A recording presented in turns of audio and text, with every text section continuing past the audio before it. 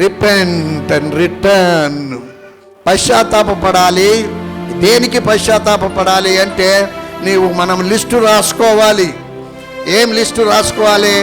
నేనేమి చేయవలసి ఉండే, ఏమేమి చేయలేకపోయాను, చేయవలసినవి చేయరానివి ఏమేమి చేశానో, లార్డ్ సారీ, ఎక్స్క్యూజ్ మీ.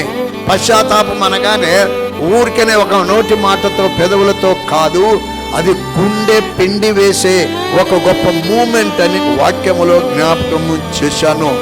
కొన్ని చిన్నతర పొరపాట్లు, కొన్ని పెద్ద పొరపాట్లు, కొన్ని పాపాలు, అది మెల్లమెల్లగా అధికమవుతున్నటువంటి పరిస్థితుల్లో దేవుణ్ణి దర్శించడానికి ఆ ముఖకాంతిలోకి మనం వెళ్ళిపోయినప్పుడు, ఆయన తేటగా చెబుతూ ఉన్నప్పుడు పశ్చాత్తాపం అనగానే ఎక్కెక్కి ఏడ్చేది అని నేను ఈ సమయంలో మీకు జ్ఞాపకం చేస్తున్నాను.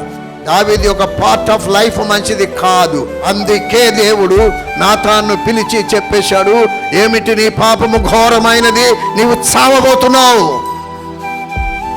నీ పాపము ఘోరమైనది, నీవు చావబోతున్నావు. కానీ ఎందుకో నిన్ను బట్టి ఆయన నామానికి అవమానము రాకుండా నిన్ను ఇంకా ఆయన కనికరించడానికి చూస్తున్నాడు అని నాతాను సందేశము దావీదుకు.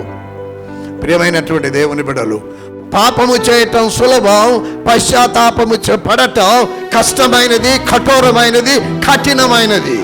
ఆ మూమెంట్కి వస్తేగా మనము పశ్చాత్తాప పడటానికి, మన జీవితాల్లో మనము మెప్పించుకోవటానికి, సమర్థించుకోవటానికి ప్రయత్నం చేస్తామే కానీ పశ్చాత్తాప పడటానికి మనలను మనము నలగగొట్టుకొని దేవుని యొక్క సన్నిధిలోనికి వెళ్ళలేకపోయాము.